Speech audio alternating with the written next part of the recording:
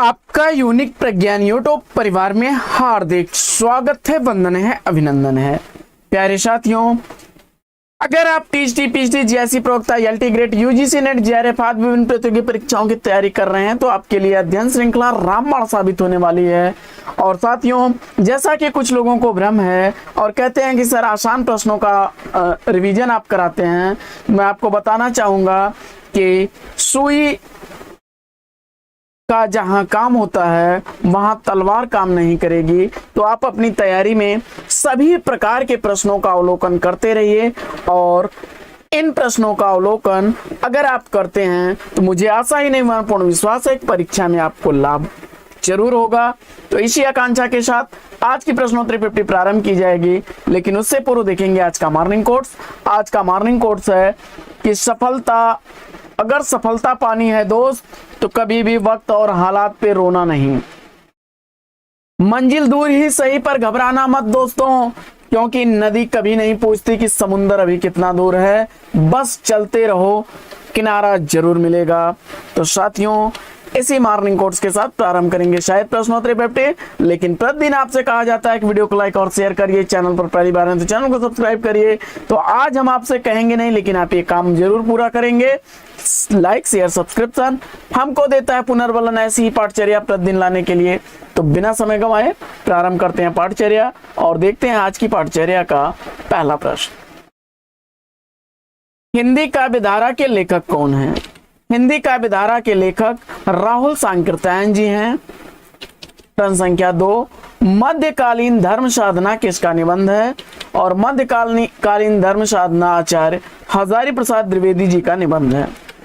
अगला प्रश्न है कि बहुजन अधिकार पाक्षिक का सर्वप्रथम प्रकाशन कहां से हुआ? तो जवाब हो जाएगा मेरठ से प्रकाशित होने वाला यह पत्र था, जिसको मोहनदास नैमिषराय द्वारा संपादित किया जाता था। 1981 में इसका संपादन प्रारंभ हुआ।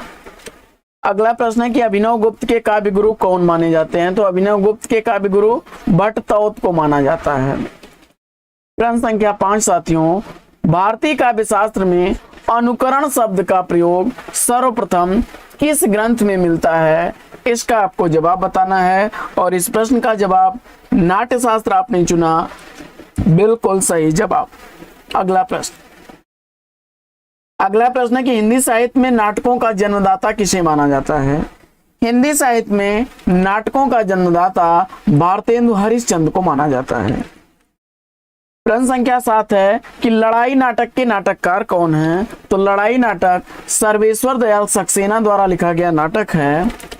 अगला प्रश्न है कि मछली घर नामक काव्य संग्रह के संपादक कौन है? तो मछली घर नामक काव्य संग्रह विजय देव नारायण शाही द्वारा लिखा गया काव्य संग्रह है। अगला प्रश्न है कि हरिप्रसन्न जैनेन्द्र के किस उपन्यास का पात्र है? हरिप्रसन्न जैनेन्द्र द्वारा लिखे गए सुनीता उपन्यास का पात्र है। अगला प्रश्न है कि नरेंद्र कोहली ने अपनी किस रचना में राम कथा को नए संदर्भ में प्रस्तुत किया है? तो जवाब हो जाएगा अभ्युदय। अगला प्रश्न है कि फिल्म पहेली किस कहानी पर आधारित है? फिल्म पहेली विजयदान देथा की रचना है, दुविधा कहानी पर आधारित है। अगला प्रश्न है कि अपने अपने राम उपन्यास के लेखक कौन है? तो अपने अपने राम उपन्यास भगवान सिंह द्वारा लिखा गया 1992 ईस्वी का प्रकाशित उपन्यास है। प्रश्न संख्या 13, भाषा और संस्कृति, भाषा और समाज आलोचना ग्रंथ के लेखक कौन है? तो भाषा और संस्कृति तथा भाषा और समाज आलोचना ग्रंथ रामविलास शर्मा द्वारा लिखा गया ग्रंथ है, जिसमें भाषा और संस्कृति 1954 ईस्वी की प्रकाशित रचना है। वहीं भाषा और समाज 1961 ईस्वी की प्रकाशित रचना है। अगला प्रश्न है कि रश्मि रेखा अपलक काव्य कृतियों के रचयिता कौन है? तो रश्मि रेखा और अपलक काव्य कृतियां बालकृष्ण शर्मा नवीन द्वारा लिखी गई हैं। रश्मि रेखा 1951 ईस्वी, अपलक 1952 ईस्वी की प्रकाशित काव्य रचना है। प्रश्न संख्या 15 है, मोहन राकेश द्वारा रचित किस नाटक को सन 1959 ईस्वी में सर्वश्रेष्ठ नाटक के लिए संगीत नाटक अकादमी पुरस्कार से सम्मानित किया गया? तो जवाब हो जाएगा आषाढ़ का एक दिन।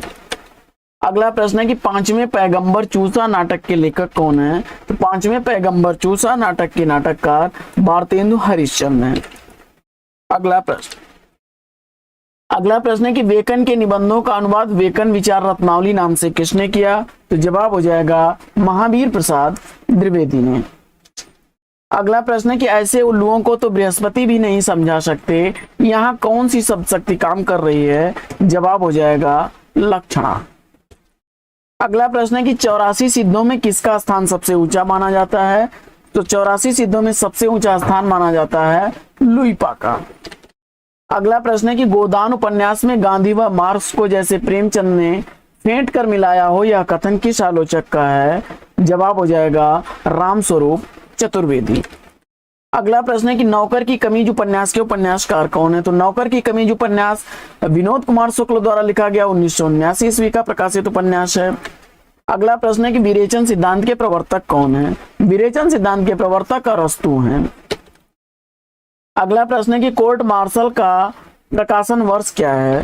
कोर्ट मार्शल का प्रकाशन वर्ष स्वदेश दीपक द्वारा लिखा गया 1991 ईस्वी का नाटक विधा की रचना है कोर्ट मार्शल।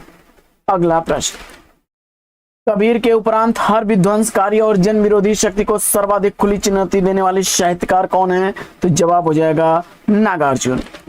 अगला प्रश्न है कि आत्महत्या के पहले सफेद कौवा अंतिम बयान कहानियों की रचना किसने की है? तो जवाब हो जाएगा यह मंजुल भगत की कहानियां हैं। आत्महत्या के पहले 1979 ईस्वी, सफेद कौवा 1986 ईस्वी और अंतिम बयान 2001 ईस्वी की प्रकाशित रचना है। अगला प्रश्न है कि यह पथबंध था प्रथम फाल्गुन उपन्यासों के उपन्यासकार कौन है? तो दोनों ही उपन्यास नरेश मेहता द्वारा लिखे गए हैं। यह पथबंध था 1962 ईस्वी, प्रथम फाल्गुन 1968 ईस्वी का प्रकाशित उपन्यास है। अगला प्रश्न है कि रात का रिपोर्टर, अंतिम निर्णय, एक चीतड़ाशोक उपन्यासों के उपन्यासकार कौन है?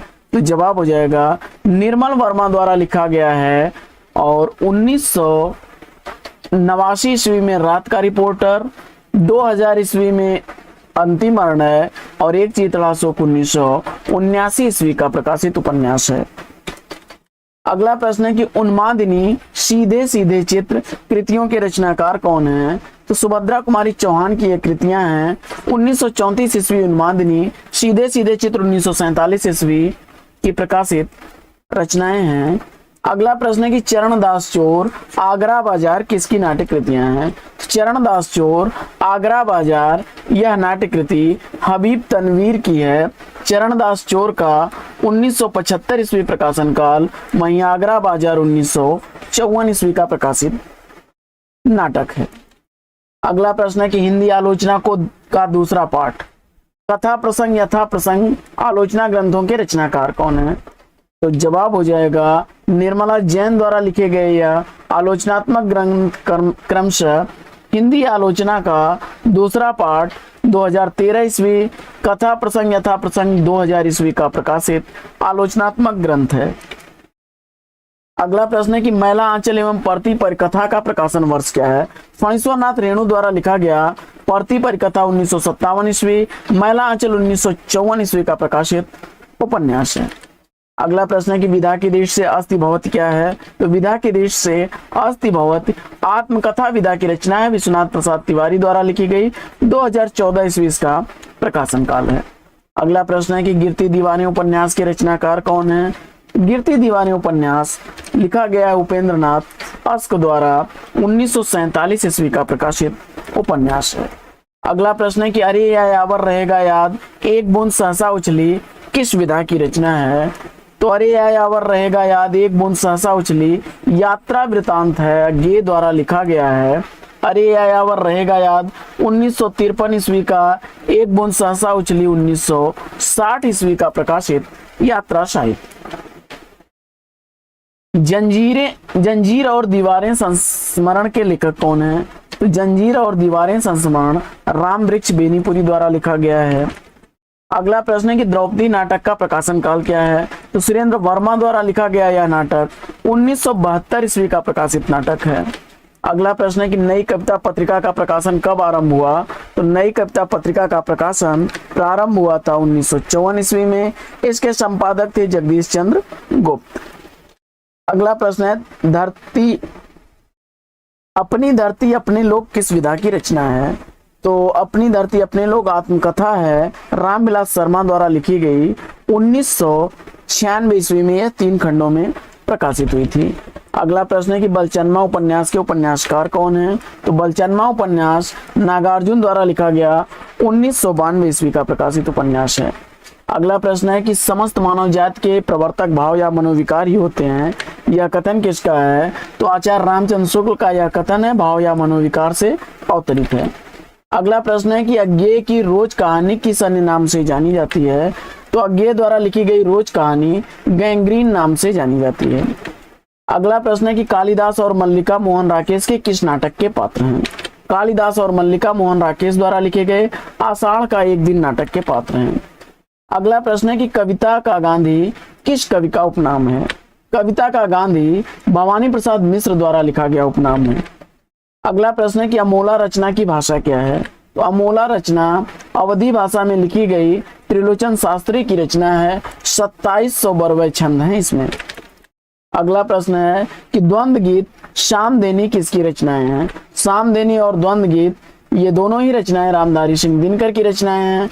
द्वंद्व गीत का प्रकाशन काल 1940 ईस्वी, शामदेनी 1947 ईस्वी की प्रकाशित रचनाएं हैं। अगला प्रश्न है कि यमलोक की यात्रा निबंध के लेखक कौन है? तो यमलोक की यात्रा राधा चरण गोस्वामी की रचना है। अगला प्रश्न है कि प्रिया नीलकंठी, रस आखेटक और आगम की नाव निबंधों के निबंधकार कौन है? तो ये कुबेर नाथ राय द्वारा लिखे गए निबंध हैं, जिसमें प्रिया नीलकंठी 1968 ईस्वी का, रस आकेटक 1970 ईस्वी का, आगम की नाव 2008 ईस्वी का प्रकाशित निबंध है। अगला प्रश्न है साथियों कि अजात शत्रु कामना नाटकों का प्रकाशन काल क्या है? अजात शत्रु 1922 ईस्वी, कामना 1927 ईस्वी का प्रकाशित जयशंकर प्रसाद का नाटक है। अगला प्रश्न है कि रणधीर प्रेम मोहिनी संयुक्ता स्वयंवर नाटकों के नाटककार कौन है? तो रणधीर प्रेम मोहिनी और संयुक्ता स्वयंवर नाटकों के नाटककार लाला श्रीनिवास दास हैं और 1878 ईस्वी रणधीर प्रेम मोहिनी का, संयुक्ता स्वयंवर का 1885 ईस्वी प्रकाशन काल है। दूसरा ताजमहल पत्थर गली कहानी संग्रह की लेखिका कौन है? तो नासिरा शर्मा द्वारा लिखा गया दोनों ही कहानी संग्रह क्रमशः दूसरा ताजमहल 2002 ईस्वी, पत्थर गली 1986 ईस्वी का प्रकाशित कहानी संग्रह है। तो साथियों आज की प्रश्नोत्तरी 50 लेगी यहीं पर विराम। वीडियो को लाइक और शेयर कर दीजिए, चैनल पर पहली बार चैनल को सब्सक्राइब कर लीजिए। फिर मिलते हैं आपसे अगले वीडियो में एक नए प्रकरण, एक नया टॉपिक, एक नए अंदाज में। तब तक के लिए लेंगे आपसे विदा।